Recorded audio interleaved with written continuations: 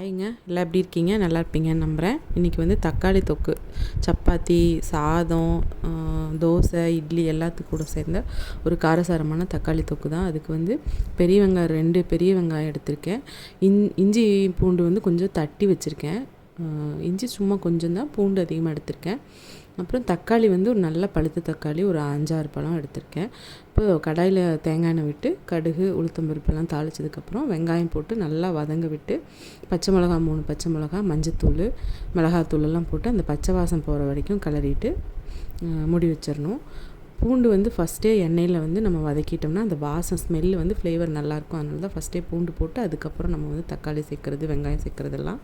இப்போ தக்காளி வந்து நல்லா பொடியாக கட் பண்ணணும் இல்லை, ஏன்னா இதில் வேக விடும்போது நல்லாயிருக்கும். இப்போ தக்காளி கொஞ்சம் தெரிஞ்சாலும் நம்ம வீட்டில் பிடிக்கும், அதனால் அந்த மாதிரி தான் நான் கட் பண்ணியிருப்பேன். இப்போ கொஞ்சம் தண்ணியே விடாமல் தான் ஃபஸ்ட்டு நான் மூடி வச்சுருந்தேன். ரொம்ப நல்லா வெந்து நல்லா மேஷ் ஆனதுக்கப்புறமா நம்ம வந்து கரண்டிலே இது பண்ணோம்னாலே நல்லா கரெக்டாக இதாகிடும். இப்போ அந்த தக்காளி தொக்கு எண்ணெய் பிரிஞ்சு வந்தது தான் நம்மளுக்கு வந்து ரெடி ஆயிடுச்சுங்கிற பக்குவம். அந்த சமயத்தில் மல்லித்தலை தூவி இறக்கிக்கலாம். சப்பாத்திக்கும் தோசைக்கும் முட்டை தோசையெல்லாம் வச்சு தான் ஒவ்வொருத்தருக்கும் ஒவ்வொரு டிஷ் கேட்பாங்க. அதுக்கு தகுந்த மாதிரி தான் நம்ம வீட்டில் சப்பாத்திக்கும் தோசைக்கும் எடுத்திருக்கேன். ரொம்ப சூப்பராக இருக்கும். ரொம்ப சிம்பிளாக செஞ்சிடலாம் இந்த தக்காளி தொக்கு. ஸ்டோர் பண்ணி வச்சிங்கன்னா, ஃப்ரிட்ஜில் வச்சிங்கன்னா ஒரு வாரத்துக்கு கூட இது கெடாமல் இருக்கும். நல்லா தான் இருக்கும், புளி போடலைனாலும். ட்ரை பண்ணி பாருங்கள். நம்ம சேனல் பிடிச்சிருந்தால் லைக் பண்ணுங்கள், ஷேர் பண்ணுங்கள், கமெண்ட் பண்ணுங்கள். மறக்காமல் சப்ஸ்கிரைப் பண்ணிவிட்டு பாருங்கள்.